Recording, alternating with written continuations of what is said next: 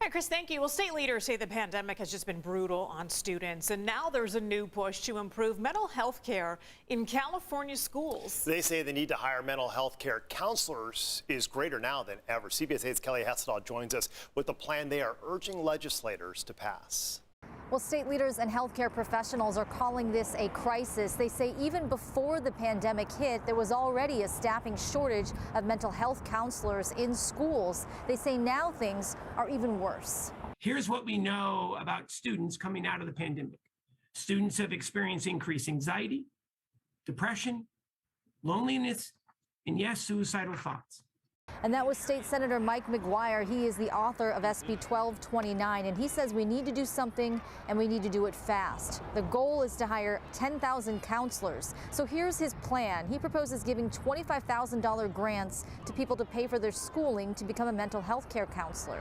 Now, it comes with a caveat that they must agree to serve at least 2 years in a community that really needs the help.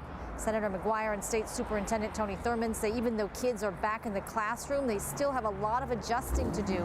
They can't just pick up where they left off. Some kids have more anxiety now. Some have lost family members to COVID. Others are dealing with depression and loneliness because their friendships have changed. And for a child, it's really hard to cope with all these feelings. Here's Dr. Loretta Whitson of the California Association of School Counselors. They don't have the coping mechanisms that maybe as adults we might have to understand there's ebb and flow in the world, but for adolescents, it seems fairly terminal for them because their life really shifted, and we just think that we'll need at least a good 3 to 5 years of heavy-duty support in our schools. And the price tag of the plan to hire thousands of mental health care counselors is about $250 million. Senator McGuire proposes using the state's surplus money.